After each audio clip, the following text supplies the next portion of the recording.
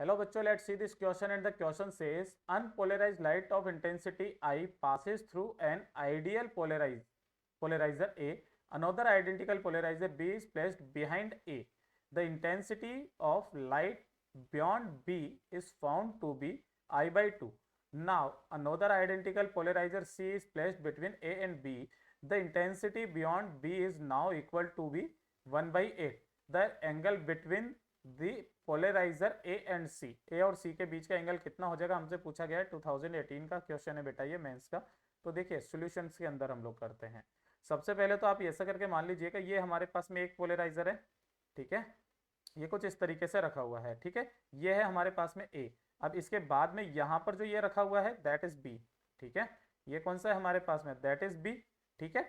अब ये इसका ये सेंटर मान लीजिए, ये लीजिए, ठीक है। अब इसके बीच में हमने एक सी को और पुट कर दिया है ना, इनके बीच में एक सी को पुट कर दिया, ये कुछ इस तरीके से, ये लीजिए, ये हो गया हमारे पास में सी। अब ध्यान से देखिएगा यहां से जा रही है वो कितनी जा रही है, आई, ठीक है। तो यहां से जो निकलेगी वो कितनी निकलेगी, आई बाई 2, क्योंकि आधी हो जाएगी। अब ये वाला जो है ना, यहां से ये वाली चीज देखिएगा, ये कुछ इस तरीके से थीटा पर रखा हुआ है ना, ये वाला जो है यहां से इससे थीटा पर रखा हुआ है, ठीक है। तो यहां से जो निकलेगी वो कितनी निकलेगी, आई बाई 2 cos स्क्वायर थीटा, इतनी निकलती है, ठीक है। और फिर जब ये यहां से निकलती है तो ये क्या निकलती है, इसका भी फिर से वापस, है ना, यानी कि आई बाई 2 cos स्क्वायर थीटा का भी cos स्क्वायर थीटा, ये कुछ इस तरीके से निकलती है। तो यहां पर जो रिलेशन होता है हमारे पास में वो यही तो होती है, I is equal to I naught cos square theta, यही वाला तो फॉर्मूला हमने काम में लिया है।